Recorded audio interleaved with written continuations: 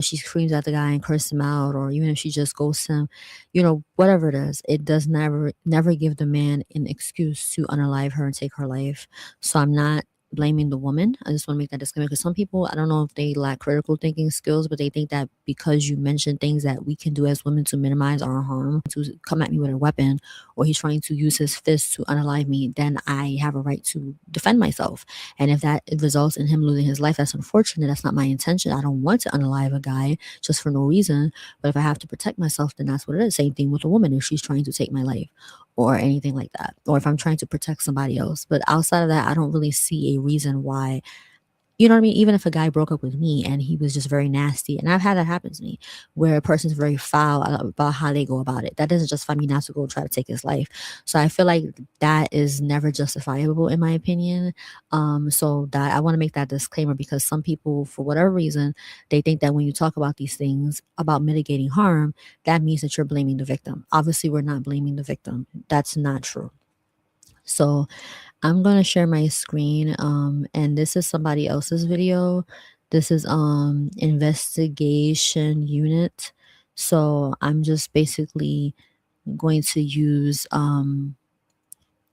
their video as kind of like a reference to the situation. I don't think we're gonna go through the whole video because it's almost 30 minutes, but I want to kind of go through it and maybe stop at certain points and kind of talk about it. This is Marshall Jones standing next to his mother, Alicia, right here. But look closer at the trunk. Inside lies the dismembered body of Marshall's girlfriend, 24 years old Alexis Gabe. He has just cut her to pieces, and his next move is to vanish into the remote Sierra foothills to dump the remains. Over the coming weeks, a trail of tiny, careless errors in Marshall's cover-up will trigger a massive joint investigation by local police and the FBI.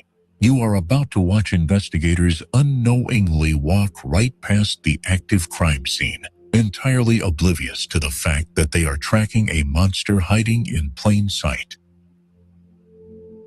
This is a footage from January 26, 2022. This is Alexis at a gas station. She looks calm, normal, just another person checking their phone before a drive. But we know where this footage leads. She's heading to Marshall's house, and she's going there to end a 2-year relationship. That was her intention that night. Watch her hand go to her phone again. Based on the... I have to do a little more research on this because I don't know for sure if that's actually her reason for going there. I believe that when I was watching this, they were saying something about how he was saying that he was going through something and then she went there. So I'm not 100% sure if that's what she actually did, but it sounds like they had already been going through relationship concerns, and it sounds like he was assuming that she was going to be leaving him. But I'm not 400% sure that that particular encounter with him was her actually breaking up with him. It sounds like they had already maybe broken up or already been going through stuff. But let's continue. Cell records we recovered later. Marshall had been all over her that day. Texts, calls, the whole thing. Non-stop. That's the pattern right there. When someone's obsessed with another person, they can't stop reaching out. They can't leave them alone. At 6:37 p.m., we have a text from Alexis to Marshall. I can only come by for a bit. That's someone setting a boundary. By 7:13 p.m., she arrives at his house. And this is where the timeline becomes critical. Because whatever happens inside that house over the next couple hours, that's the moment everything changed. Her phone shows activity until 9:30 p.m. 2 hours pass. Then Alexis's car is seen leaving Marshall's house. But something isn't right. The vehicle takes an unusual route, one Alexis never uses to get home. Yeah, so it's good that we have, even though I don't really like surveillance sometimes, but it's good that we have it because it allows you to see things that you normally wouldn't have seen if you didn't have surveillance. So as we see, she goes to his house, but now her car is going in a different direction. We tend to be, humans of pattern, right? And especially at nighttime, for the most part, people are not going to go completely different routes that they usually never go. And especially suddenly last minute. So that was kind of like a red flag there. Like, why is her car going a different direction than normal? So we're wondering, well, who is that? Is that really her driving or is that somebody else, And And just 12 minutes later, roughly 6 miles away, it pulls into a quiet residential neighborhood. A masked figure steps out of the car, noticeably larger than Alexis. Moments later, her phone pings. "Did you make it home?" And as the figure disappears into the distance, Alexis is never seen or heard from again. On the line is Alexis, Gabe's family member. Her tone is urgent as she insists on filing a missing persons report immediately. Permit. File a missing persons report. Is this a family member or friend? Family member. Sister. And how long ago did you last talk to her? No one's heard from her since she went to see her ex-boyfriend last night. And she's not answering her phone right? See, so her sister says ex-boyfriend. So that's why I say that I don't know for sure if when she went there that night to see him, she broke up with him that night. It sounds like they may have already been broken up and they were going through stuff. So it sounds like, because the sister saying ex-boyfriend, so she's under the assumption that they are already no longer together, but they're obviously still communicating with each other. It's very unfortunate. I can't imagine going through that. Your sister, you don't know where she's at. She hasn't been answering her phone. Yeah. No, it's going straight to voicemail. On the line is Alexis. 1 second. Let me just go back a little bit. And she's not answering her phone or anything? No, it's going straight to voicemail. On the line is Alexis, Gabe's sister. Her tone is urgent as she insists on filing a missing persons report immediately. To better understand the situation, dispatch sends Officer Rod County to the family's home. She sleeps? Is that okay? Or she got a room? We have a mess because we're both COVID positive. I just want to make a disclaimer too. Like, if you're very sensitive to things like this, then I would advise you not to watch it, because some people have been through something that's very traumatic. So I don't want to trigger anybody, but I think these things are important to talk about because, like I said, a lot of women have been losing their lives in situations like this. So I think it's good to be aware. Obviously, you don't have to watch these things in order to learn about it, but I feel like a lot of people like video and they like audio. So it's a good way for me to kind of give feedback on what I'm watching. I've already watched this, but I like to sometimes to watch it along as I'm talking about it, and then maybe somebody else can gain something from this. Especially people who are sheltered or people who have just never dated, or they've dated but they just never had a tumultuous relationship, which is great. I'm glad for you. That's a great thing. But it's good to be aware of what's going on. Or it could be somebody that right? It doesn't, hopeful to God that none of us have to go through any tumultuous relationships, any abusive relationships, but it can happen to somebody that we know. So it's just good to be informed about what's going on in the world. In this case, in our own country here in the U.S. Oh, okay. Yeah, sure. Does she have COVID too? Yeah. Alexis did? We don't know. We were waiting for her okay. PCR test.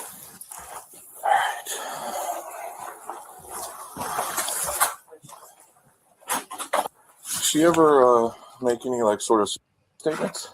No. Okay. She ever talk about going somewhere else, living somewhere else, running away? She always come home. She always come home late, but she is coming home. Every time if I text her, multiple text, she will reply. She's not gonna, and then she never turn off her cell phone. Never. Okay. And the whole day yesterday, she never talked to anyone. That's not her. Okay. If they're not gonna talk to me, she's talking to her friends all the time. Do you know who she hangs out with? E. Morgan and Ria. They are with us. Ria, the friend, she said she Skype, video Skype with Alexis around 6:40. Okay. In the in the parking lot, in her car, the video chat around 6:40. Okay. And then she's saying that she's going to my older son, to pick up her package. And then when I asked my son, I said, "Did you?" Where does he live? In Brentwood. Okay. And I said, "Did you meet your sister?" He said, "No, because I told her I already left at the bus stop." Do you guys know who's her boyfriend? Well, the one that we know is Marshall. Marshall Jones, yeah. Okay. And then we just found out yesterday that they split last month. Okay. The friend said November, but the other boyfriend said it's December. Needless to say, The officer knows exactly who they need to speak. See, this is what I was saying earlier, that it's not really fully clear when they actually broke up, but it sounds like they had already broken up and they were going through some back and forth. You know how relationships are sometimes. Not all relationships have a clean cut where people break up and then that's it and they never talk to each other ever again. Excuse me, I'm a little tongue tied. Sometimes people are still conversing, they're still talking. So this is actually pretty common when people have breakups, you know? So yeah.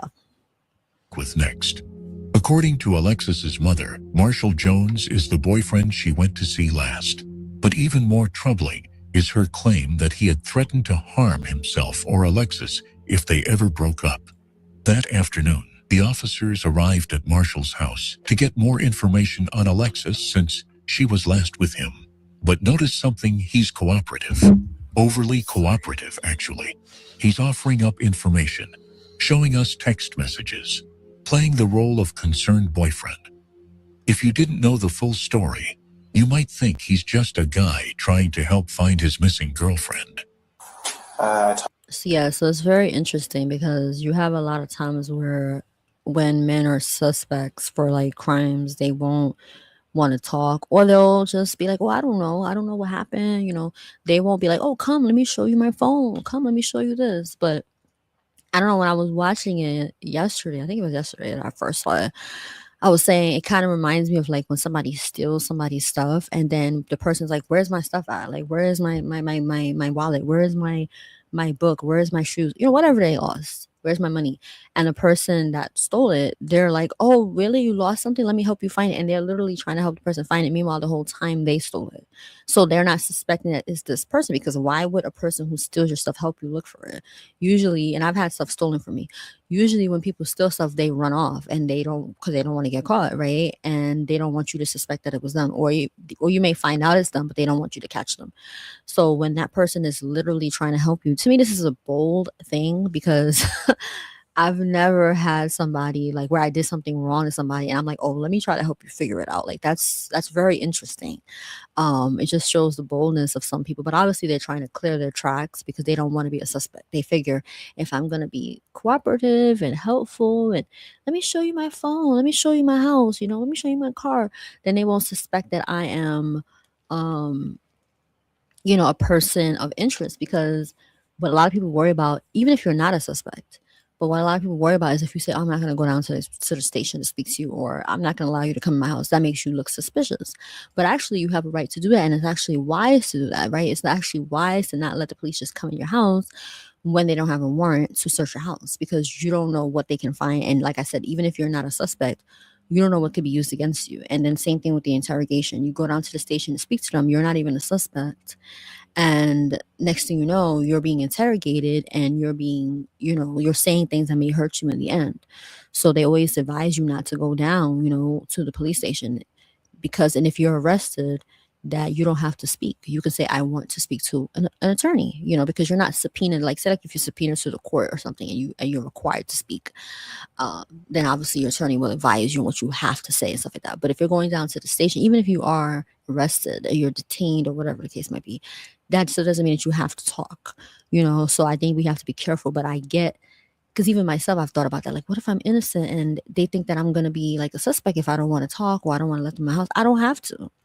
You know, I remember it was a long time ago, there was these officers that knocked on my door and they wanted to come inside. Well, they didn't want to come inside. They didn't say that. I mean, let me paraphrase. I don't want to add things in there that's not in there. They didn't say that. So I can't know for sure if they wanted to come inside, but they wanted to speak to me. And they were outside the door and they were like, "Oh, you know, we're asking about XYZ." I don't remember exactly what they said. And I was like, "Oh, I don't know." And they were like, "Oh, okay, no problem." And they walked away. I'm not going to open the door because I don't know who you're looking for. I don't know what's going on. I didn't call you. You have to be careful too, because sometimes people could be, you know, what's the word?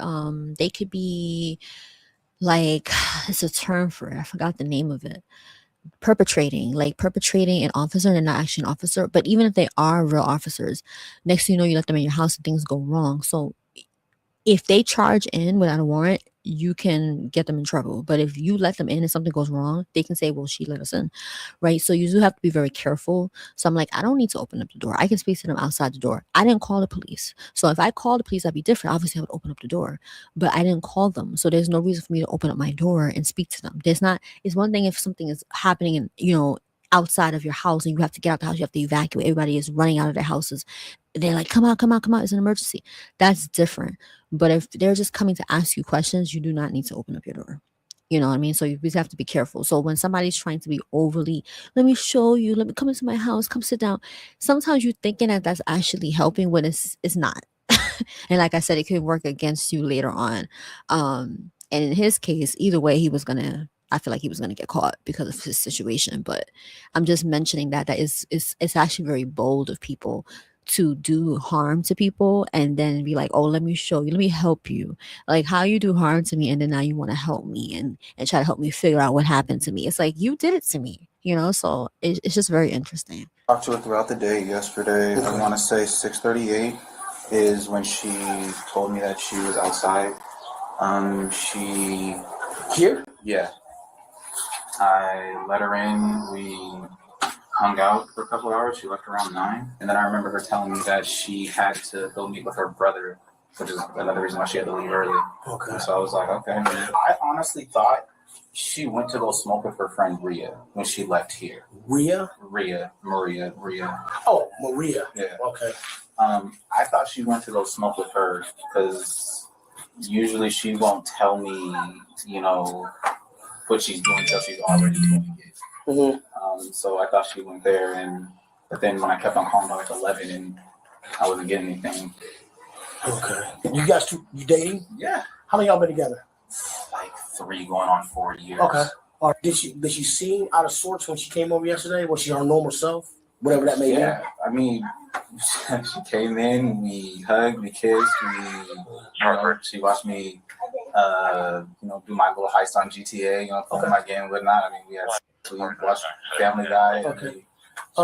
I find it interesting. I wonder if they really did. I mean, that's not something that we're going to discuss here, but I just find it interesting that he's saying all these things, and I'm like, I would have to go back and listen to the video again at the beginning of the timestamps of how things occurred, because he's making it seem like she was over there for a while, like she was really chilling, and I don't know. It's just very interesting, and it's interesting how he said that they were still together and they had been together for almost 4 years. I found that kind of all interesting. No, and you'd have no idea where she may be. I have no idea where she could be. I was texting her mom, trying to figure out if she got in contact with him. Yeah, because no one's seemed to be able to get a hold of her or know where she's at. I showed you my call log, text message. You ain't got her strapped down in the house like a slave or nothing? No, I know. No, I know you have to ask. Yeah, because it's a serious situation. Yeah, exactly. And I appreciate you trying to make light of it, but no, okay. I do not. Thank you for your time, Marshall. If you do hear from her, bro, I will not hesitate. Drop us a line. The interview seems futile to the officers as they make their way to go. A call came in from the family to the cops, and it reveals her car is discovered about 5 minutes from her house. And it's abandoned in a very specific way. Unlocked, keys left on the dashboard, personal items missing. Her family tells us this doesn't make sense. Alexis was careful about her belongings, but whoever abandoned that car was in a hurry. They wanted it to look careless. Keys in the ignition makes it look like she just jumped out and ran.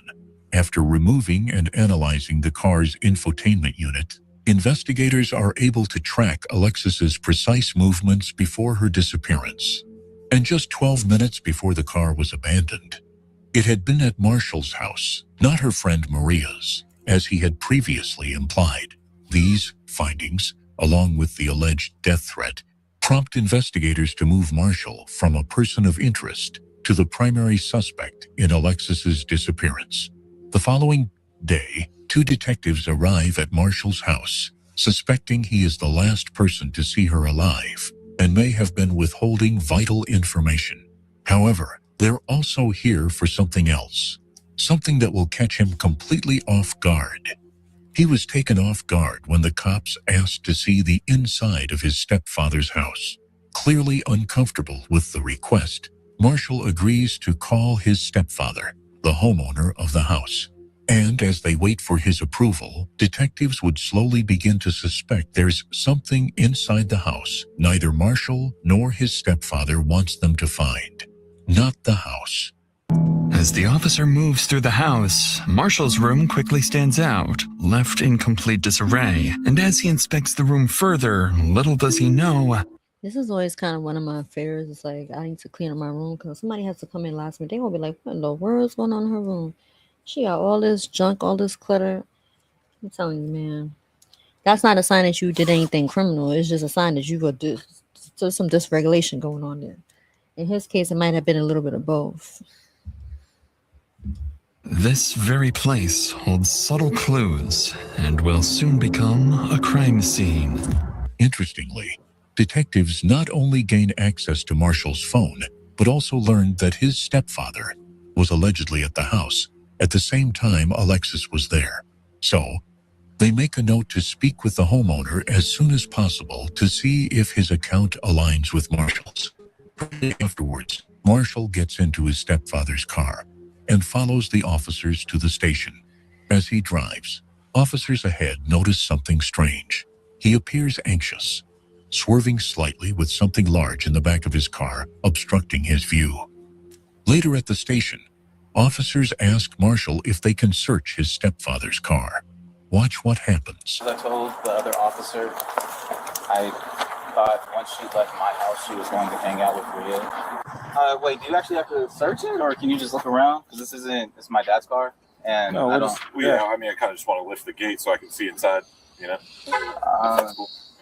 Again, it's not my car; it's my dad's, and you have my phone, so I can open the. It's up to you. I can. No, you're the one that said. I find it interesting how he went from like telling them, oh, come inside, see this, see that, look at my phone.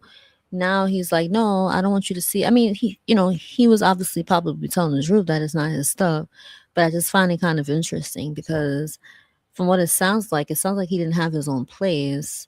So he didn't have a problem with being open at the beginning.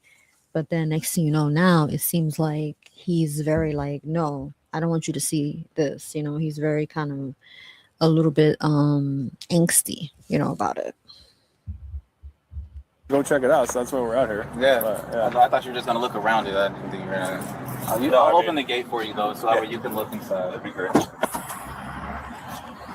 We went to the drive-in, so That would be like me, dating a guy, and I tell him like, oh, these are all things I'm going to share about myself, and I'm just open book and tell him all this stuff about me, and then when he asks about past relationships or just something that's very sensitive, now all of a sudden it's like, oh, I don't want to talk about that.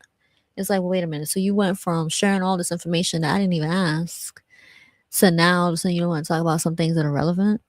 That's interesting.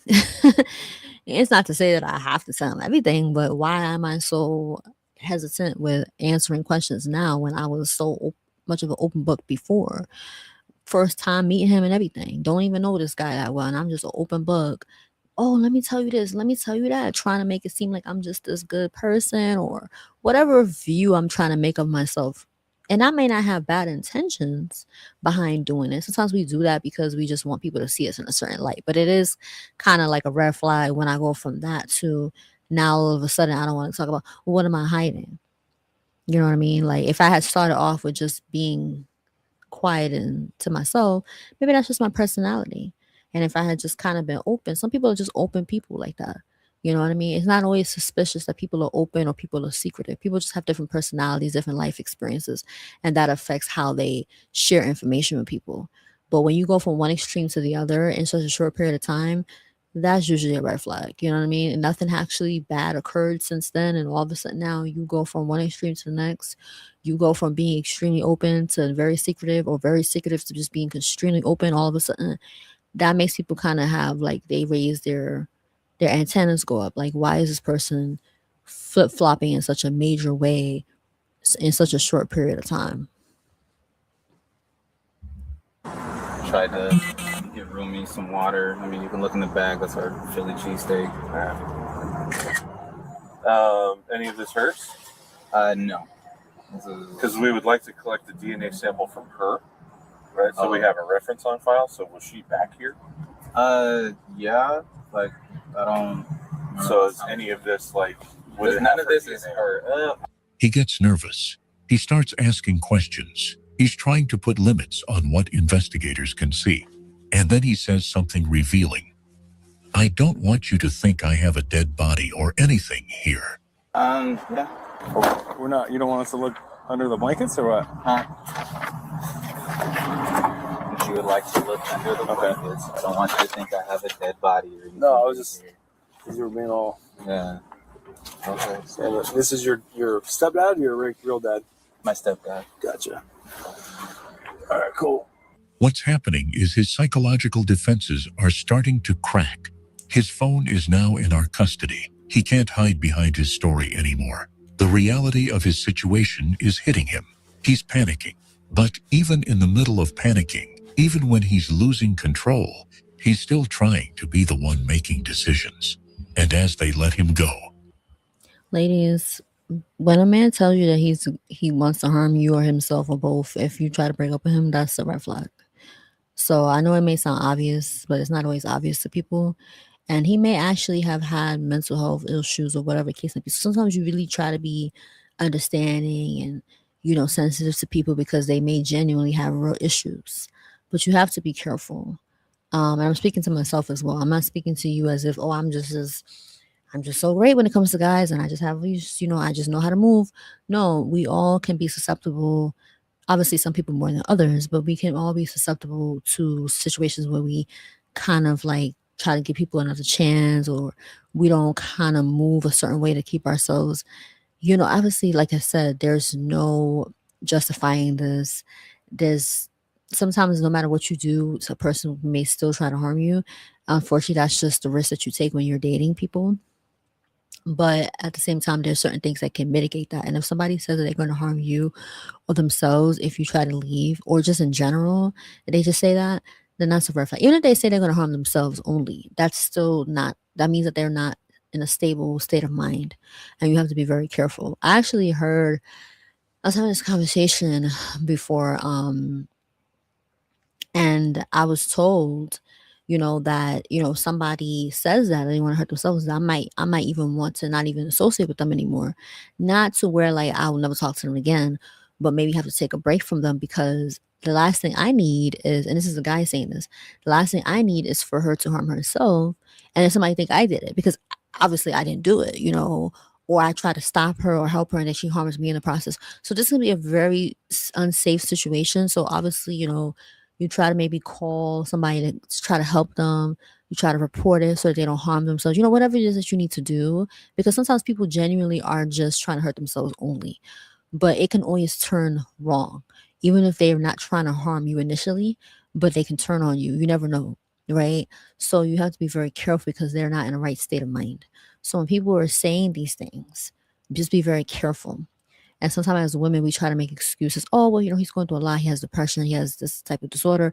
Or maybe, we've been together so long, so I get it. He's going to be devastated. Maybe he doesn't have family. Maybe he has a dysfunctional family. Like I've been now talking about complex trauma. Maybe he has complex trauma. That may all be true, but you still have to keep yourself safe. And sometimes we trying to help other people, we put ourselves in situations and it's never our fault. But sometimes it raises a chance of us being harmed because we are trying to now help this other person, or show that, I'm still here for you. Even though we broke up, I still love you. I still care about you. I don't want you to think that I'm mean or this cold person, or I don't love you anymore. And then we try to still be there for them. And then it costs us in the end. And it may not cost you your life in this extreme, but we still have to be very careful. And I think that many times when you break up with a guy, it's just best not to see him again. That doesn't mean that you may never see him again years down the line. Things happen. People, not everybody has the same love story, right? In most cases, they say it's best never to go back.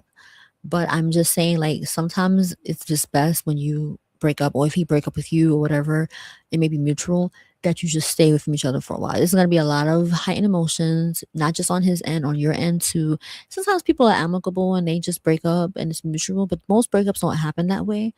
But even if it did happen in like a healthy way, like y'all had a conversation, you both agreed this is best for us, emotions may still come up, even if it's not initially. You're going to start to miss the person. You spent so many years with them, especially if it's a long-term relationship. You're going to probably have certain feelings you miss them, whatever. So that's why it's best to stay away from them for a while. and just really try to process those things and focus on yourself, and try not to jump into another relationship, and do the internal work that you need, because there's always something that you can learn from the relationship. There's always something you can improve within yourself. There's always something to look back and kind of reflect, especially if it was an unhealthy relationship. But even if it wasn't, there's always something that you can do. It's now your time to focus on yourself, and then you can decide if you want to start dating again, whether that be a new person or whatever the case may be, or just stay by yourself. That's fine too, right? It's okay to be single.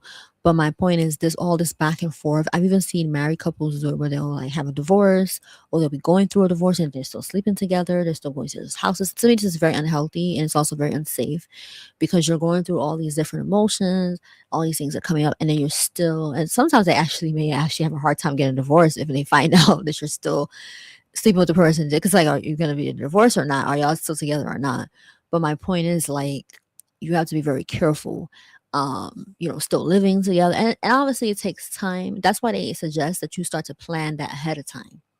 If you have to move out, if you have to start getting your own money together, if you have to start getting things together, if you have children, you start that stuff first, and you continue to work on that stuff, so that when it's time for you to cut ties, you can just cut ties and just move out. And it's best to do it when the person's not there, especially if it's an abusive relationship. But even if not, it's best to leave when they're not there, so that if anything gets heated, you're not there, and don't let them know where you're moving to. Obviously, if you have children, it may be a little difficult. And obviously, there's people who've broken up with their spouses or past boyfriends and whatever, and they have children together, and the person knows where they live. They still come over to visit their kids. So I'm not saying that this is always the case. I'm not saying if your ex-husband knows where you live and he comes over to visit your children, he's going to harm you. That's not what I'm saying. But I'm saying in situations like this, it's very unsafe for you to continue to keep interacting with them, because they've already kind of told you that they would harm you or do something to you, or themselves, if you try to leave them. So that shows that they're not stable, and they have a propensity to violence. They may have never been violent towards you, but they have a propensity towards it, because why would they say that? I've never told a guy, or even had a guy say that to me, oh, if you try to leave me, I'm going to harm you. No, I've never had that happen. Right. And I've been in different types of experiences with guys, and I've never had a guy say, well, if you try to leave me, I'm going to harm you. No, that's actually not cool. That's actually very scary, right? Because it shows the mindset of the person. So you have to be very careful. So trying to still be friends with him, and, oh, I'm just going to come over to see him, and he said he's going through something. Okay, well, he can probably talk to his family members. He can talk to other people. And I know for me, when I was younger, I used to feel so bad, like, oh, what's going to happen to him? What's going to happen to me? Like, I'm so focused on this other person. When in many cases, when I would be stopped talking to a guy, it would be because he was interacting with another woman or whatever. And I'm still over here thinking about him when he's not even thinking about me. It's like, well, what about yourself? You're so focused on him and what's going to happen to him. What's going to happen to you? You just spent 6 months, a year, however long, in a relationship that was unhealthy. And now you can't get that time back. You need to kind of reclaim your time and focus on yourself. You need to heal and grow instead of focusing on him. Obviously, you're going to go through a process of grief. But my point is, like, you're so focused on him, you're not even thinking about your own well-being, and you're putting yourself in situations, or you're back and forth with him, and one minute he's dealing with you, next minute y'all not talking, next minute y'all sleeping together, next minute it's something else. It's just very unhealthy. It's really bad for your nervous system, and that's actually worse sometimes than actually just breaking up and just not talking anymore. It may feel like just breaking up and never talking again is worse, because obviously you have a connection with this person and you don't want to let them go. But it's actually worse doing the background, because now your brain is like, what's going on here? One minute they're together, next minute they're not. One minute they seem like they're cool, next minute they're not talking. It's like, are we together or we're not together? That's very unhealthy for your nervous system. It's very unhealthy, and it will have you sometimes feel like you're losing your mind, because you don't even know where you stand with this person. You don't even know what's going on. And that can lead to a very volatile situation, because the emotions are constantly going up and down, up and down. Like I said, one minute y'all cool, next minute y'all not. Y'all supposed to be technically broken up, but you're still sleeping together. Y'all supposed to be technically, moving on to other people or just being by yourselves, but you're still kind of hanging out and playing video games. Okay, well, what's really going on here? This is why a clean cut is better, because now, yes, it's going to hurt more because you have to completely let this person go, but it's going to allow you to really kind of make a choice and see things for what it really is. And now when you look back, you're like, oh, even if they weren't a horrible person, I see why it needed to end. Or, oh, I see what I needed to learn. You can't do that if you're still sleeping with them. You can't do that if you're still hanging out with them. You can't. It's impossible. Like, you will be able to do it to some extent, but you cannot completely move on when you're still hanging out with somebody. It's not going to work, especially if you're still sleeping with them. So, this kind of stuff, we have to be very careful. And it also gives mixed signals to the other person too, especially if they're already unstable and they already told you, oh, I'm going to hurt you if you do X, Y, Z. So now they feel like, oh, she still likes me. He's like, oh, she still like me because she still sleeping with me. She's still coming over to my house sometimes. She still answering my text. So we must still be together. I'm telling you, people who are unstable like that, they really, especially if they've already been telling you they're going to hurt you or something, they really believe like, oh, I still have like dibs on this person. Like, they're still talking to me. And then when you try to say, well, I don't want to talk to you anymore, they're gonna be like, what do you mean? One minute you say we broken up, but you still sleep with me, you still coming over to my house and stuff, and they'll feel like that's justifiable. Oh, you trying to play me, you trying to get over on me. Maybe there's another guy, and they'll sometimes start to spiral.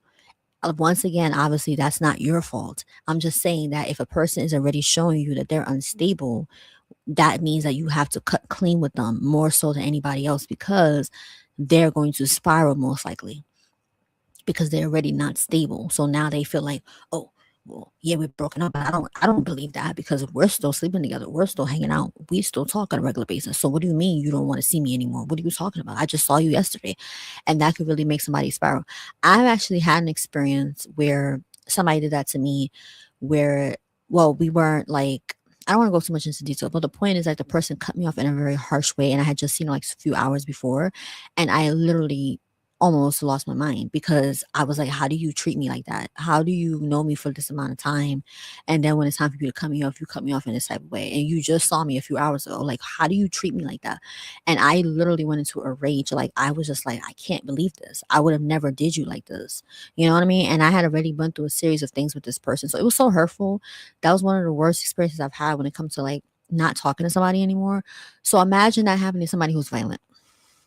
And I'm not saying she did that. I'm just saying that, like, this is why the back and forth thing is so unhealthy. Because that was a situation like that. It was a constant back and forth, and it caused so much trauma and so much turmoil and so much confusion and so much rage and so much anger. Because, like I said, you're just up and down, up and down, up and down, back around, going around, and your mind is literally going spiraling because you don't know left from right.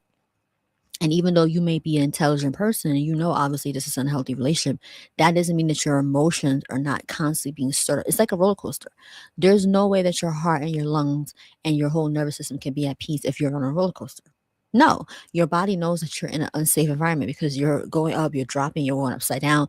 So your heart is going to be racing. You're breathing fast. You're like, oh my gosh, I'm fearful. Maybe you're a little happy too, right? But you're not in a stable, like a homeostasis situation where you're just be able to relax. Of course, not, because you're on a roller coaster. And that's how it is when you're in tumultuous relationships with people. It's like a roller coaster. And it may feel good because roller coasters can be fun, but it's very dangerous, because now your nervous system is constantly in a state of panic, a state of fear, a state of anger, a state of that. And when it's time to now cut that relationship clean, it's gonna be messy, because the relationship is messy.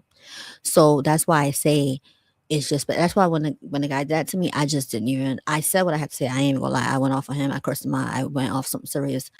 And I told myself, God's willing, I will never let a man get me into that much rage like that ever again. But, but I was young. I think I was like 21 years old. Yeah. I was going to be turning 22 later that year. But I was just like, I will never love another man ever again after this. Like, it was just really, really, I just couldn't believe that somebody could move like that. And because I would have rather you just cut me off. For the fact that you saw me and then cut me off hours later, that to me was even more foul. But anyways, so my point is that if that can happen to somebody who's not violent, I didn't respond with violence. I responded with rage. I cursed him out. I went off on him. But I said, you know what? I'm not going to reach out to him ever again, because you already showed me enough times that you don't like me. Maybe at some point you did, but at some point that went away. You don't respect me. You don't care about me and my well-being, so there's no reason for me to still be here. We've already done this up and down already. There's no sense in staying with each other. This is toxic. This is my chance to finally let you go and let you go where you need to be. Because we've tried this before, this back and forth. We haven't cut each other off completely. So maybe this is my sign from God saying, yeah, this is a slap in your face. You need to let this guy go. Because at this point, what does he have to do to you for you to let him go? He's already shown you enough times how he feels about you. So let him go.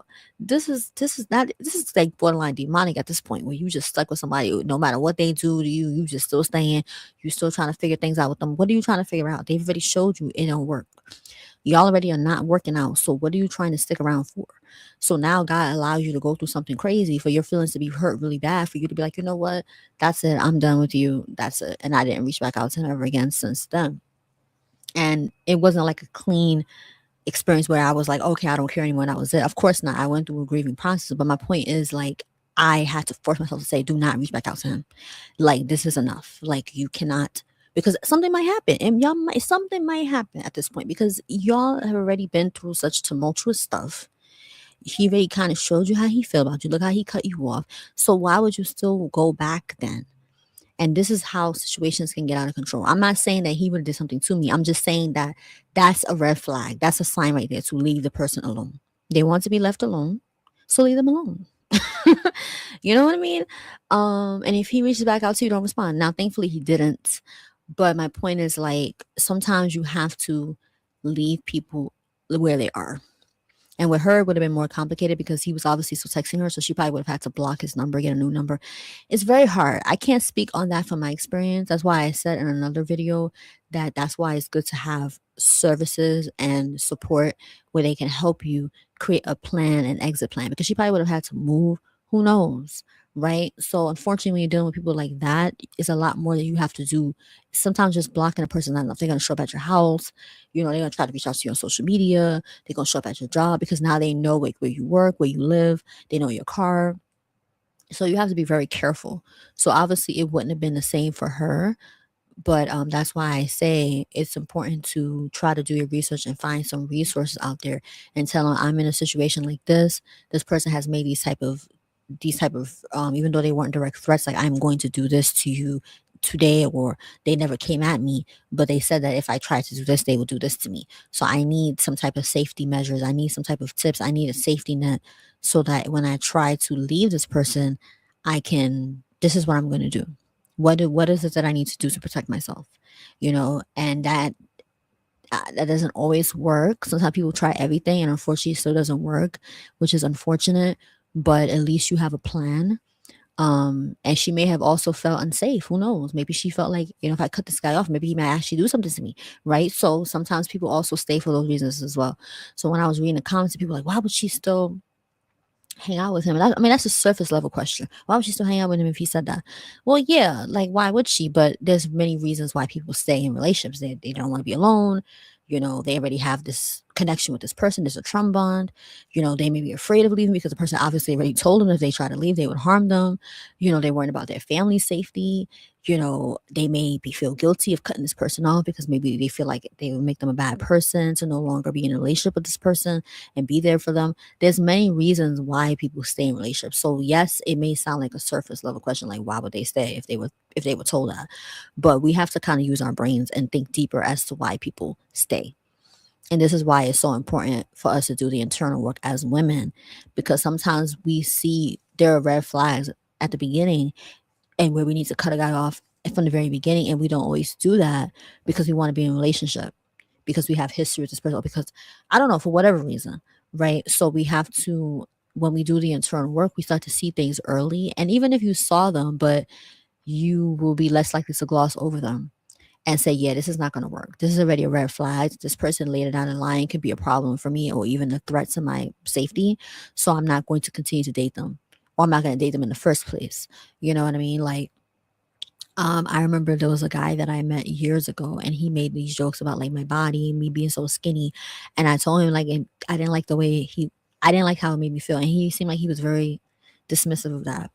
And then he was kind of making jokes about like choking me, whatever. And I'm thinking, like, why would you be doing that when you just met me? You know what I mean? Like, I don't know, it's just kind of weird. I'm not saying that it would be justifiable if we knew each other for a while, but you know how some people are like, they're intimate and they're into that type of stuff. That's different, if it's consensual or whatever. But that's obviously not a situation. I had never slept with him.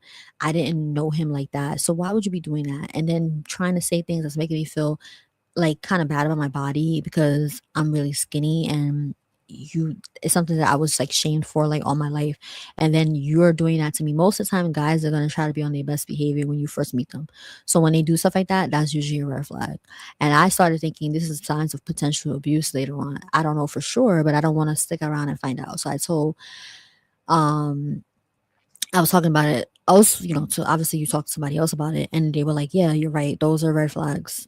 I would advise you to cut that person off." And I didn't continue to deal with him. Like I didn't sleep with him, thankfully. And like I just kind of moved on. So you don't know. Like you have to be careful. Sometimes it's signs like that from very early on, and sometimes we gloss over because. And I've done that. That wasn't the only. I'm not saying every time I saw a red flag, I left. No, I've glossed over other red flags in the past. Thankfully, it never was a guy who was violent towards me per se, but it was other things. But my point is like I know what that's like to gloss over red flags. So I understand why women do it sometimes and how that looks like and how that feels because I've done it. This is why we have to be very careful. We have to do the internal work so we minimize us doing these type of things because it can be very dangerous when we just think that, oh, this is a red flag, but I'm just gonna pass that. Oh, I'm just gonna pass that. Like we're some type of NASCAR race where we see all these flags and we just keep passing them. And we're thinking, oh, that's a good sign. Like no, it's not a good sign. It means that you need to turn around and go back because it's not. It doesn't mean that you're supposed to continue to go. So, yeah. Let me speed up this thing here because this video should we speed it up or should we keep going? Let's just keep going. Detectives believe the contents of Marshall's phone may finally reveal what he's been hiding, unaware that this entire investigation is about to start going downhill. The next day, as investigators prepare to review the data from Marshall's phone, they notice the download process has failed, leaving them with nothing. Realizing Marshall's willingness to cooperate may already be reaching its limits, detectives decide not to push any further for now and instead turn their attention elsewhere. There's still one person they haven't spoken to yet. Marshall's stepfather, the homeowner who was allegedly inside the house the same night Alexis disappeared. If something happened to her that night, he may have witnessed it. With that in mind, they drive back to the house to speak with him, where they'll begin to suspect that not everyone wants them to discover the truth behind Alexis's disappearance. We interview Leslie Clark, Marshall's stepfather. We ask him directly, "Did you see Alexis at the house that night?" He says no, doesn't remember her being there, doesn't recall her car. But Marshall told us his stepfather was home that evening. So now we have a contradiction. Either Marshall's lying about when she left, or Leslie's lying about what he saw that night.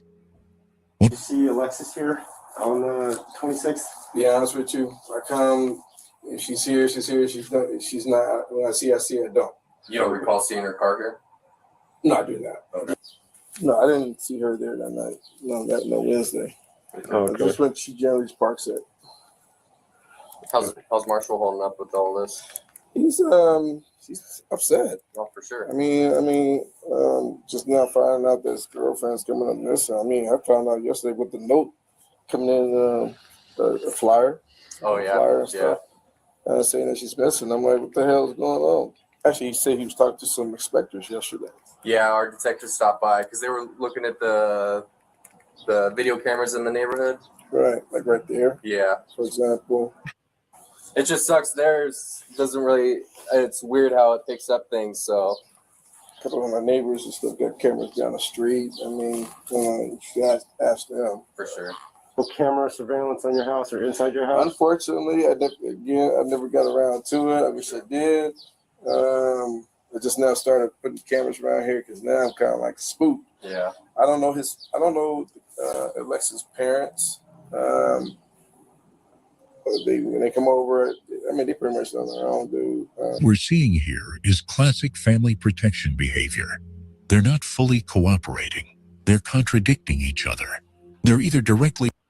Yeah, I mean, a lot of times families are going to try to protect their loved ones. And I always thought about that for myself. Is like, what am I going to do if I find out that a family member, took a life of somebody? Well, I may not know for sure because I may not have seen it. But let's just say I found out, they told me that they did that, or I seen some suspicious stuff and I seen like them dragging something, whatever, and I'm questioning it.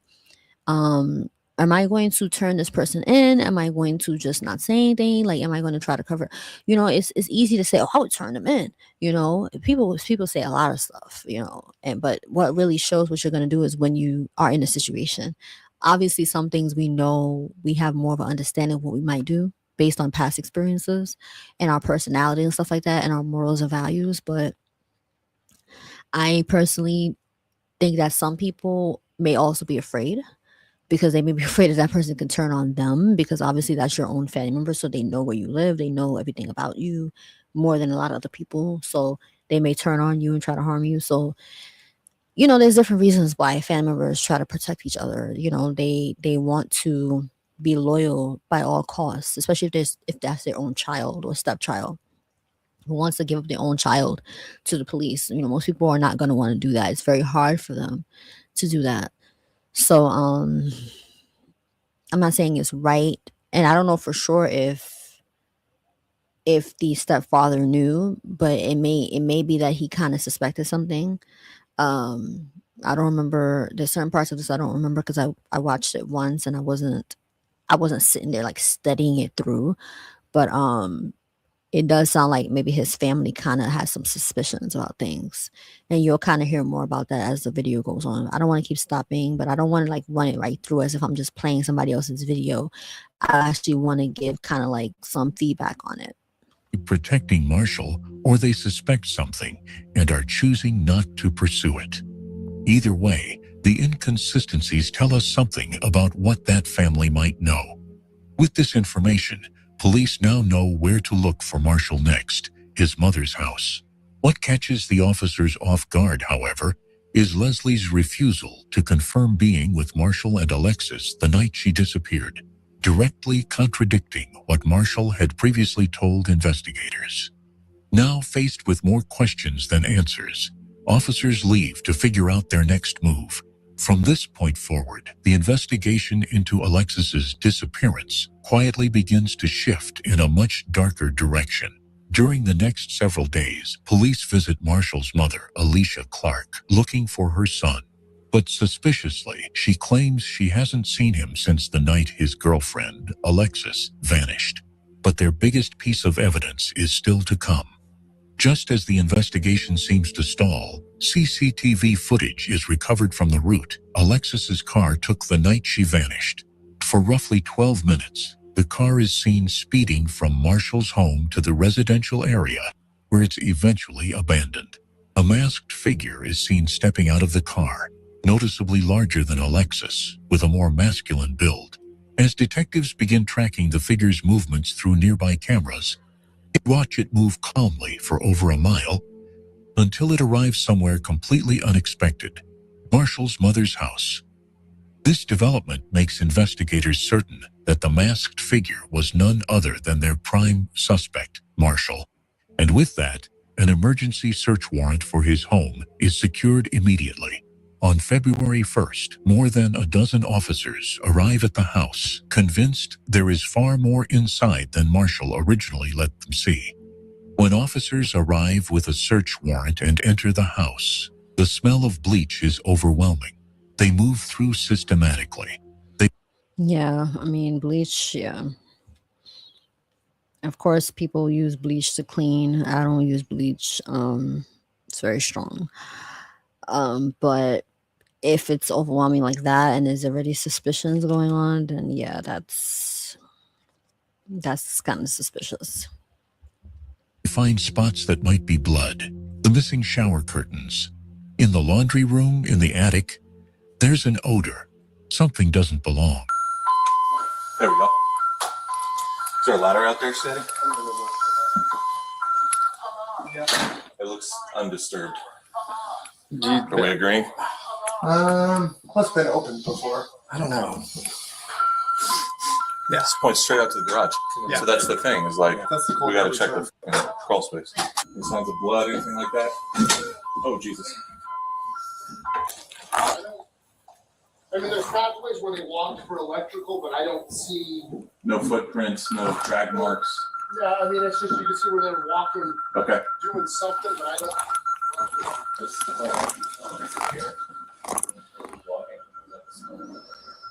Hey, Yeah, they said they can smell something right where you're at, Logan. Like there's a vent. It's coming from the vent, kind of. Yeah, once we hit this area and start walking to the garage is where I smelt it. Does that look like blood and hair? Yeah. Let me see. Black hair. Look at. Possibly. It also could be mold because the front loader. Okay. Black stuff. Look at the other fly. That paint. Could be blood. Looks like brown paint, but that can also be. Did he get all these cards? Or did neighbors give him these people's cards? I don't know. Yeah, it's probably because you got an attorney. No, look. What? Staying with attorney. He's making notes of significant dates and times. And he's got all the guys that went around the neighborhood's cards. We bring in a cadaver dog, a K9 unit specially trained to detect decomposing remains. The dog alerts to the attic. It alerts to Marshall's room. It's clawing at walls, responding to scents. But we don't find a body in the house. It's very interesting how these animals can sense these things. You know, they have such a strong sense of smell and they're trained to detect things. I remember when I was in was it the airport? Oh no. I don't know if it was the airport. It might have been the station in Chicago, and this dog walked up to me and it was kind of sniffing me, and I was like, okay. But you know, it's obviously sniffing for drugs and stuff like that. And like obviously the dog just kept walking because I didn't have anything on me. But it's just interesting how these animals I like animals, by the way. And I just find it interesting how they can suspect these things. It's very interesting to me. Because Marshall didn't keep her there. Over the next several weeks, officers are seemingly no closer to finding Marshall. Neither his mother nor his stepfather appears willing to cooperate any further. But every time the investigation seems like it's losing momentum, Alexis, Gabe's family keeps pushing forward, pressuring police to find their daughter and bring her justice. That pressure soon begins to pay off when investigators finally obtain a real-time location warrant for Marshall's phone and discover he's moved to Vacaville, California, roughly an hour and a half from his home. After a quick check, they find out exactly. It's crazy how they can pick up on these things these days with technology. You know, you're never able to really get away with stuff with the technology, even if you throw your phone away somewhere or whatever. But there's just so many things that they can track these days. It's very interesting. And they've had a lot of this technology. I remember watching Enemy of the State when I was young, and I was like, wow, like this is so interesting. So you could just imagine what they have now. Where that location leads, his sister's house. So, officers quickly head to her address, hoping to find Marshall there. Ariana, Marshall's sister, gives us a statement that's crucial to understanding what was going through his mind. I'm the older sister, and between my brother and my mom, they have always been shits to me out my entire life. This is the reason why I live. One day after Alexis disappears, Marshall asks Ariana to buy him a black light. He called me and asked me if I knew where to purchase a black light. I told him no. He tells her it's for a Vegas trip. He says he wants to check for bed bugs in hotel rooms. But we know what a black light actually does. It reveals biological material, blood, bodily fluids, all the evidence that bleach can't completely erase. When Ariana talks about seeing Marshall around this time, she describes him as off, not himself, acting strange. And when she confronted him about the black light, when she pushed back on his story, he didn't defend himself. The video has only a few minutes left. It's 21 minutes in and it's 27 minutes for the video. Well, it's around 28 minutes for the video, so just for reference. He just left. Ariana sees one of the missing person flyers. She puts the pieces together, and she confronts Marshall directly. Instead of confessing, instead of showing any remorse or desire to help, here's what he tells her. He won't go to prison. He says he'd rather shoot himself than be arrested, that he'd force police to kill him before he'd turn himself in. Up to this point, Alicia has been telling police she doesn't know where Marshall is. And it makes sense because if he already kind of said to his ex-girlfriend that he would harm her or himself If she tried to leave, then it makes sense that he would say to his sister, I'm not going to jail. I'm not going to jail. So if the police come and they find me, they're going to have to take me out because I'm not going to jail. So it sounds like he had already made peace with that he was going to do something to himself or to others, but he's not going to just accept things for what it really is. That seems like that was just never his plan to begin with. I'm not going to accept that we're breaking up. I'm not going to accept that I have to go to jail. I'm not going to accept any of these things. So that just sounds like the kind of mindset that he was in overall.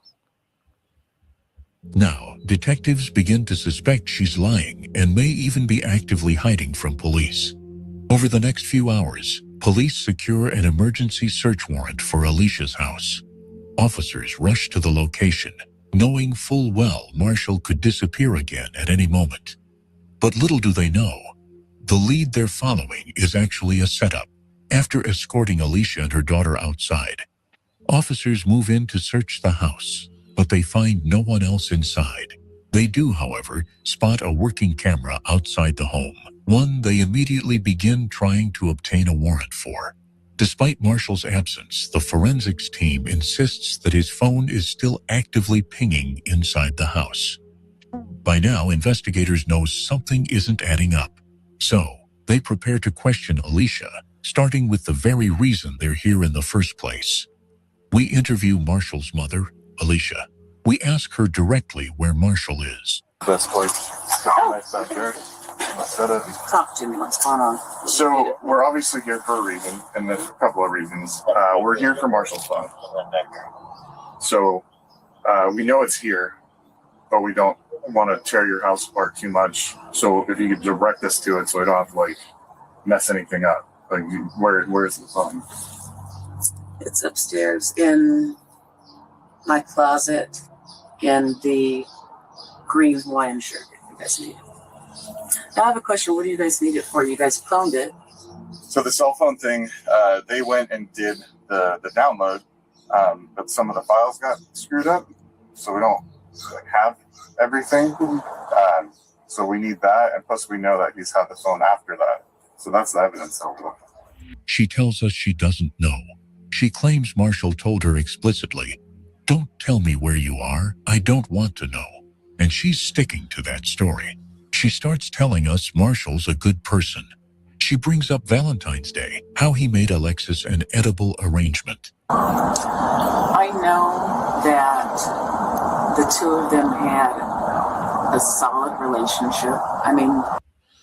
And once again, like I said before, a lot of times mothers, fathers, and so forth, they're not going to want to accept things about their children, right? So they're going to try to protect them. Obviously, she's not harboring him, but she's trying to maintain his image, his perception, the perception that people have of him, his reputation, right? So as you hear, she's going to talk about the good things that happened, right? The good things about him, the good things that he's done, I should say, in order to kind of frame a certain. And that doesn't mean that may not be true. Maybe he did have some good qualities or some good deeds that he did, but it's kind of frame things a certain way in hopes that they'll see him as not a monster, right? Not somebody who did this out of malice or evil or anything like that, or that he did anything to begin with at all, So I'm not justifying, but it's understandable. I'm not a mother, but I can just imagine what that's like. And even though you may not be harboring the person and saying, I'm going to hold them in my house and hide them, but you're trying to kind of do what you can to maintain a certain image of your child, because who wants to have to accept that about their child? It's very difficult. So it's understandable, but I'm not saying that is right. For Valentine's Day, he wanted to get her an edible arrangement, but couldn't afford it. And I'm also not sure if the mother exactly knew what he did. So that's another thing too. It sounds like she probably was suspecting something, but I'm not sure if she actually knew for sure what had occurred. So it may have also been that she was trying not to accept it of what she thinks he could have had done. You know what I mean? So I don't know if anybody actually saw anything when it actually occurred. We don't know. At least not from this video. I don't remember seeing anything like that anybody actually witnessed anything. And so he went and got the chocolate, all of the stuff, and me, him, and his older sister were at my old house a couple years ago, and we built her an edible arrangement. I like that. I mean, that's the kind of guy he is. She's trying to humanize him to us, trying to make us see him as incapable of this. What she doesn't understand is that she's become complicit. By helping him hide, by refusing to fully cooperate, she's part of the cover-up. Maybe she doesn't fully admit that to herself, but that's what's happening. With no body, no confession, and no idea where Marshall may have gone, Alexis's case slowly starts going cold. Months go by with no new leads on Marshall's whereabouts.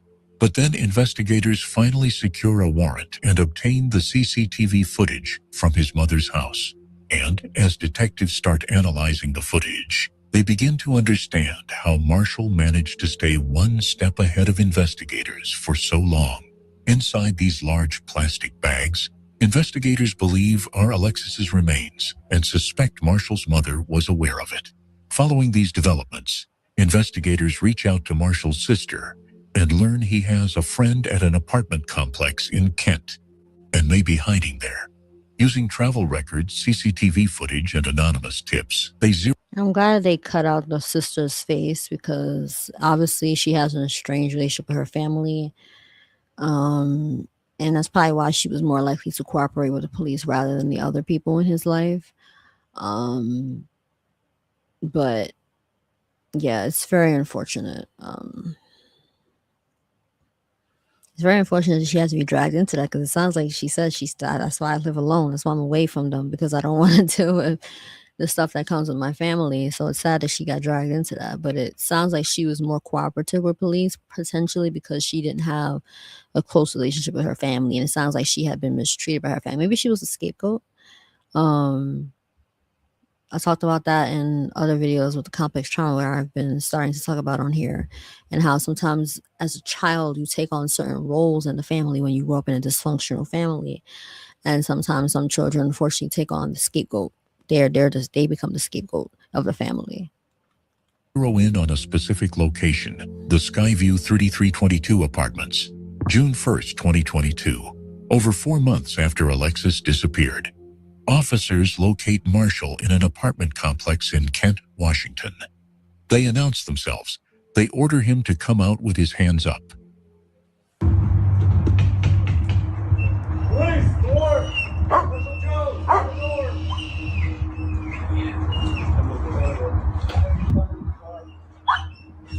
I got that window.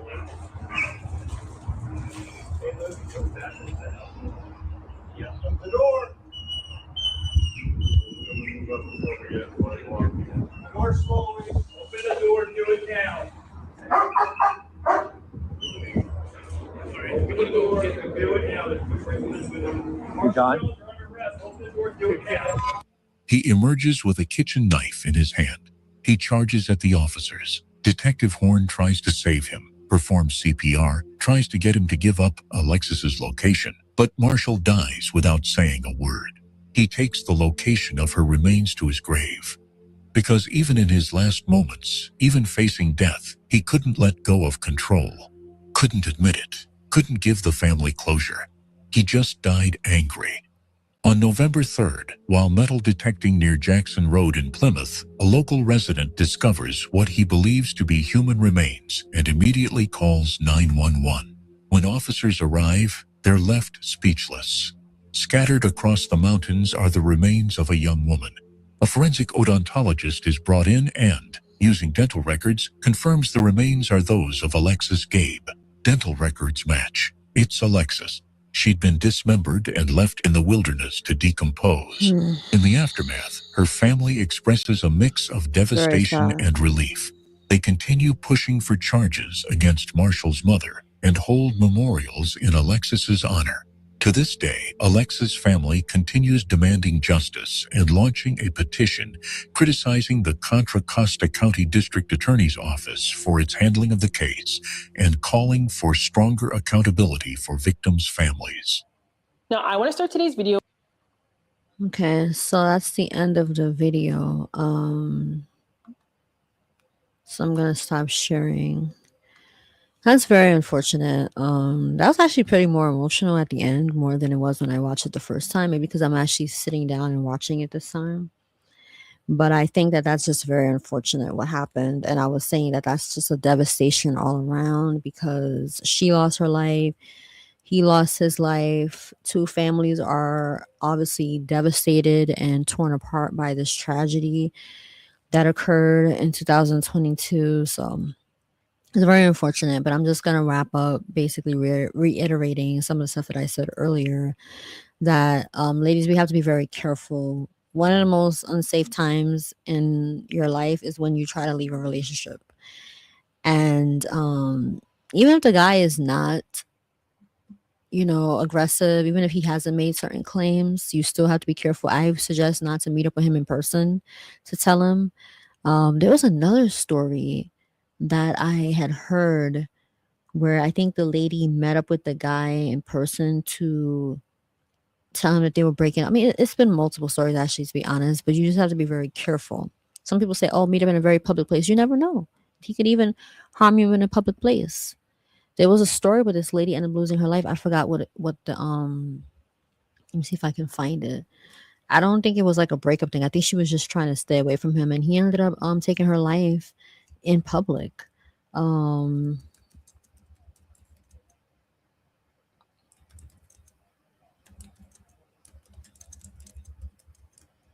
me see.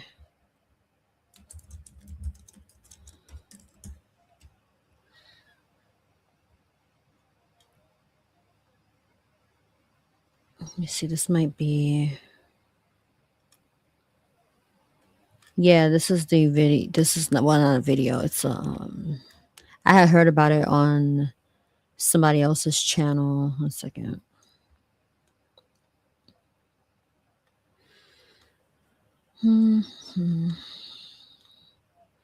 Okay, so this one is, it says, woman chased into convenience store mourned by family and friends. She has always made us proud.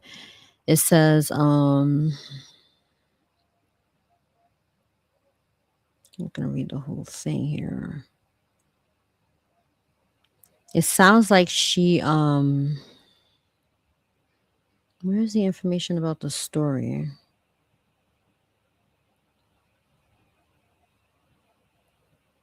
Okay, yeah, so she was shot by him outside of a local convenience store, and then he continued to shoot her as she ran inside.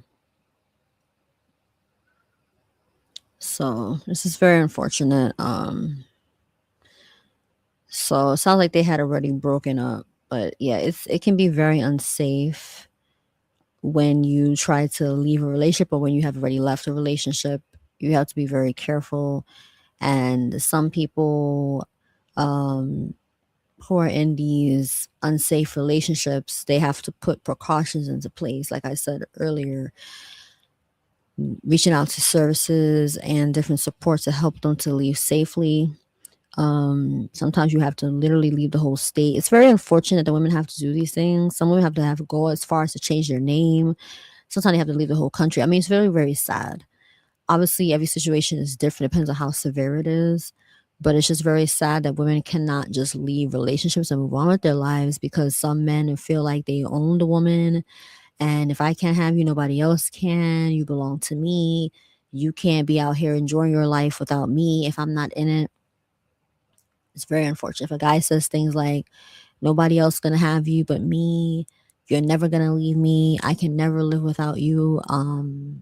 Even if it sounds sweet, it's not a flex.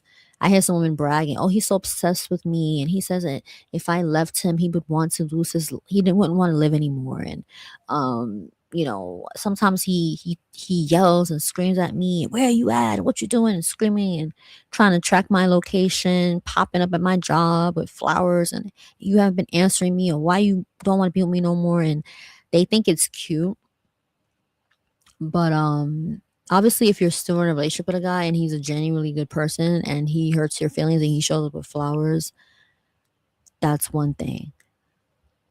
But it's another thing when you have already told him that you don't want to be with him anymore and he just keeps popping up, even if he is popping up with flowers. Well, that just goes to show that he's not respecting your no. That's a red flag. So I'm not saying that if a man messes up or he does something that hurts you and he shows up with flowers, that means that he's abusive. I'm not saying that. Obviously, context matters. Sometimes when men know that they hurt you, they will go out of their way to try to fix it and to make it right. Right. But at the same time, if you've already told him you don't want to be with him anymore or you want your space, you want him to leave you alone for now, he has to also respect that. And you have to respect that too. That's a part of boundaries.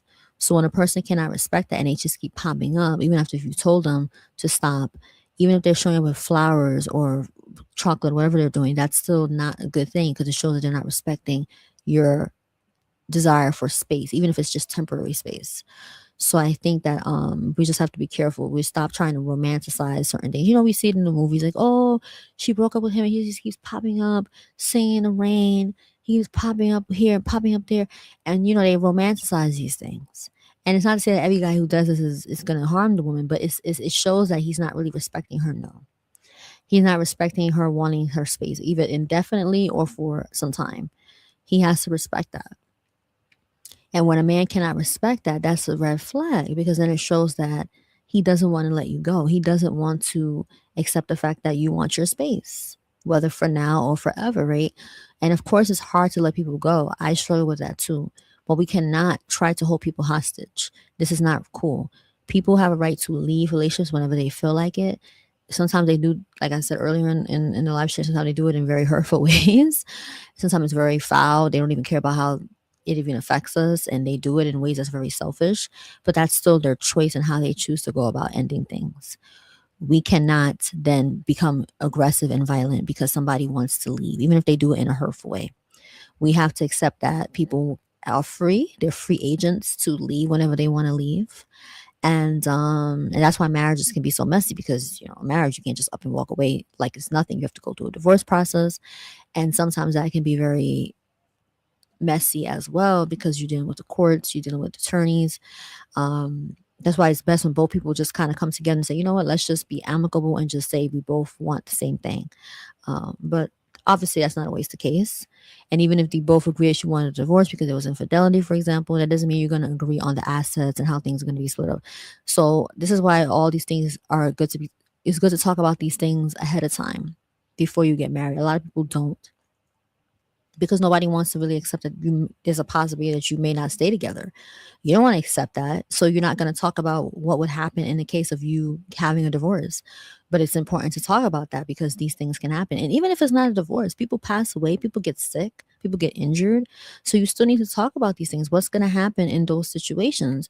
Because at least if you have a plan, it will minimize a lot of the conflict, because when you go through stressful times, you're going to struggle with trying to make a decision because the emotions are heightened.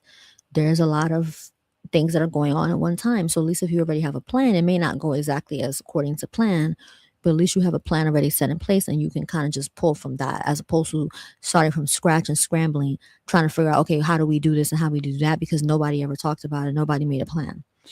It's not set in place. There's no legal things set in place in the case of XYZ. So I think that is why it's important to talk about those things. And it also gives you an idea of the kind of mindset the person has that you're going to be dating way before you even marry them, way before you've even been with them for years. How do you would react in a situation? If somebody cheated on you, if you say, oh, if somebody cheated on you, what would you do? Oh, I would unalive them. Okay, well then that shows you the kind of person that you're dealing with. Oh, if if you have a child with somebody and you don't want to have a child with them, oh, I would do this and do that. Okay, well, clearly this is not a guy that I should be dating, because he seems to have a propensity to violence. And also he seems like he's very, whatever it is that he's saying, is giving you a view of his mindset, right? So this is why it's important for us to ask certain questions, not be afraid to ask certain questions. If I get pregnant, in this situation, what would you do? Or have you ever gotten a woman pregnant in a situation like this? Have you ever experienced this? Or even just showing them a video like that and saying, how do you feel about the situation like that? Or what do you think about this clip where this lady she didn't want to be with a guy anymore. She cursed him out and then he took her life.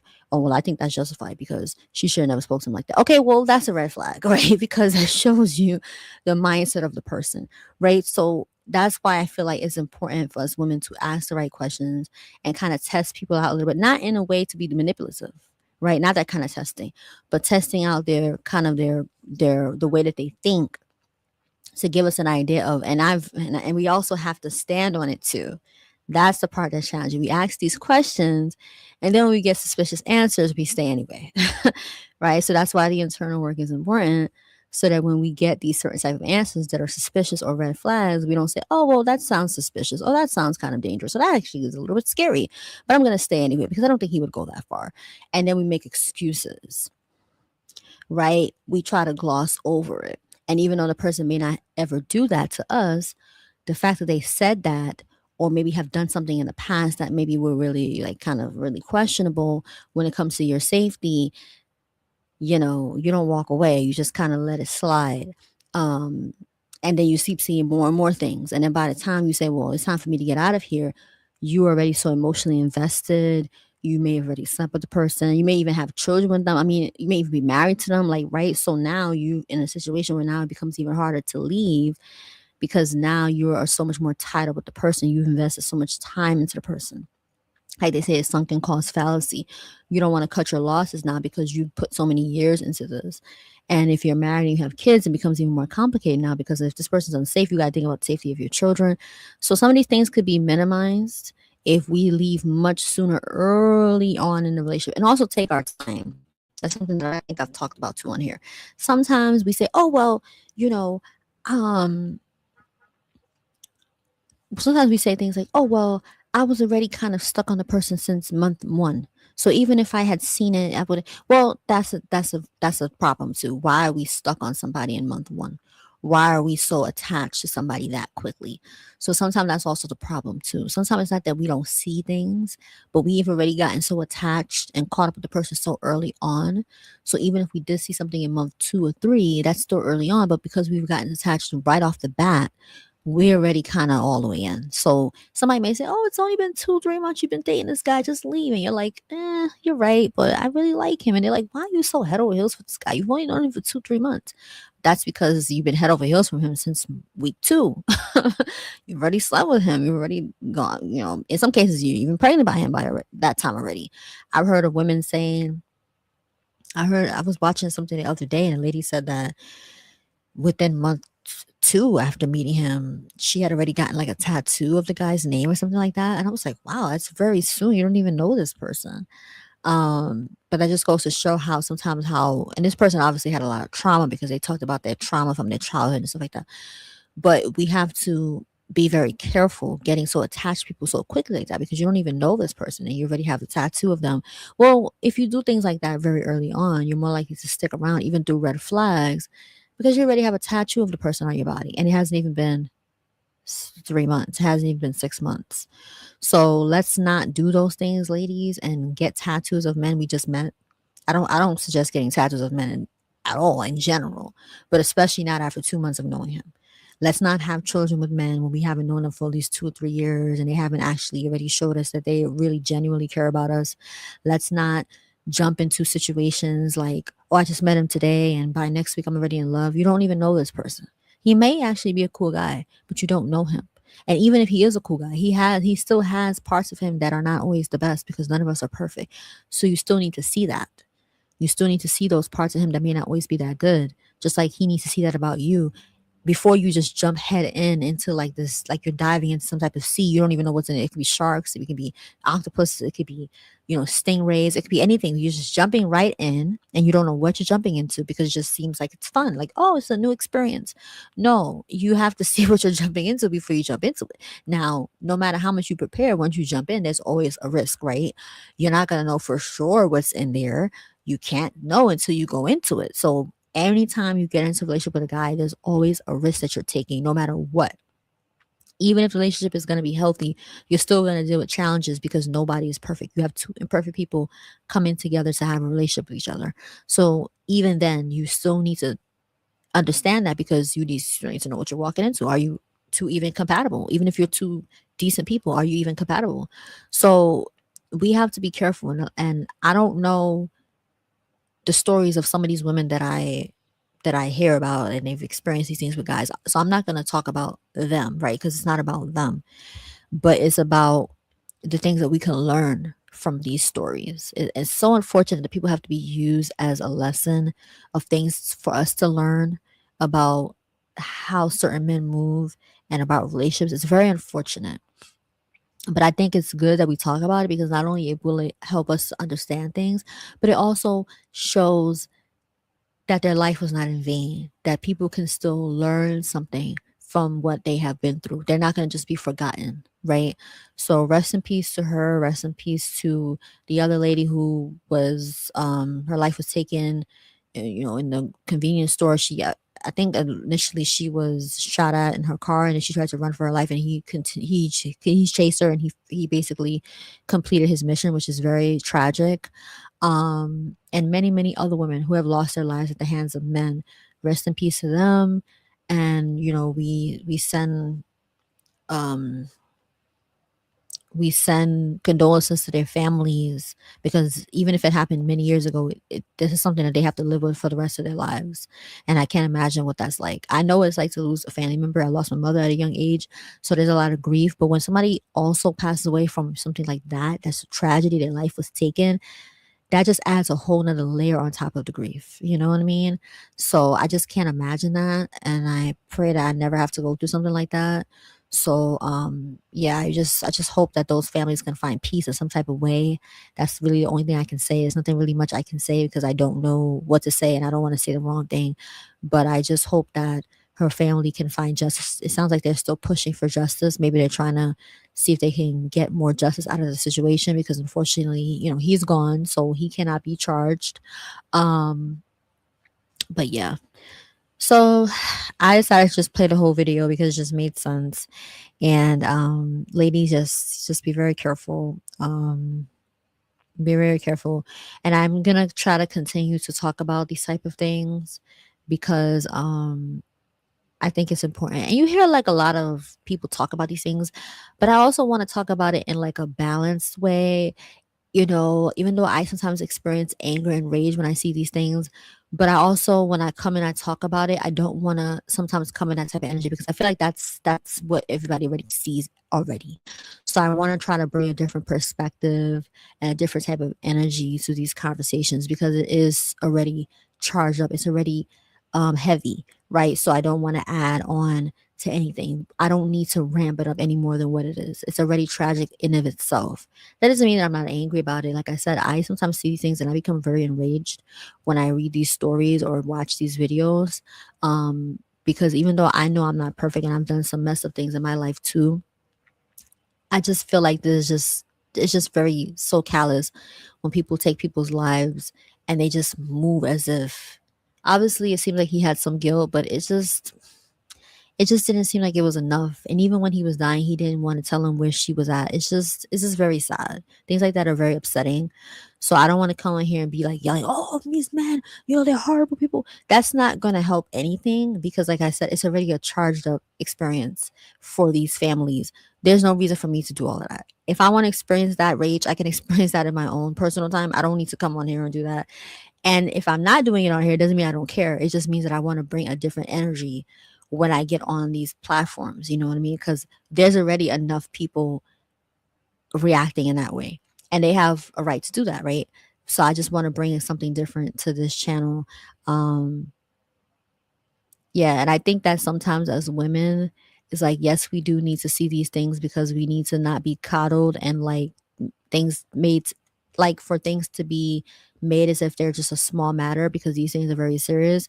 But I think also adding context in it matters too, because it'll help women to kind of better understand why sometimes we can end up with certain types of men, and how to minimize that, right? As opposed to just saying these men are horrible, they're out here unaliving women. Okay, we know that, right? But what are we learning from that? What are we gaining from that? You know what I mean? It has to be more than just that. So, like I said, other people have their space to react to these things however they choose to react. But I want to kind of bring in more context to it. And I can't speak from experience. Thank God I never had to go through dealing with a guy like that. But I can go off of the things that I've learned in life, things that I've read, and the stories that I've heard. So take care, y'all, and just be safe out here. And I don't blame some women for just not dating at all, because that's really the only safer way to, because like I said, anytime when you get into a relationship with a man, you're always taking a risk. I mean, even women, we're walking down the streets, we're taking a risk, right? You can't go jogging, you can't go there, you can't go there. I was watching a video the other day, I think it was yesterday, and this man was allegedly like assaulting a woman inside of like a Target or something. And these men like were chasing him, and like, one of the guys was beating him up. I think a lady was initially beating him up because I think he was on top of the lady. I think he was like choking her, and I think that he was trying to eventually assault her, and the people were trying to stop him. And obviously, men are strong when it comes to fighting. So these men jumped in to try to help to get him to stop. And it's just, I was like, what is going on? You can't even go shopping now as a woman? Like, what in the world? I mean, obviously, these things have been going on for centuries. Women have not been safe. But it just seems like it's just getting out of control. And you can't even do anything now. Like, it's to the point where women just feel like, I'm just going to stay in my house and not go anywhere, because you go to the gas station, men are being inappropriate. You, like I said, you can get assaulted inside of a Target. You can't, parking lot, you feel unsafe as a woman. You feel unsafe walking down the street. You feel unsafe jogging. I mean, it's just like, well, dang, what can women actually do without having to constantly watch our backs and make sure that we're not getting assaulted? So it's actually very scary. So I don't blame some women for saying, you know what, I already have to go through that already, and I don't want to have to deal with having to do all these mental gymnastics and figure out if a guy is safe when I'm dating him. I don't want to date at all. So I don't blame them. I don't want to be that person that says, oh, don't date, because everybody's path is different. But I understand why some women don't want to date and they've just given up on it, because it just makes sense. Even if every woman may not choose that, but it makes sense why some women are choosing that, because they don't want to deal with the potential risk, because things are a little bit crazy and I don't know what's going on.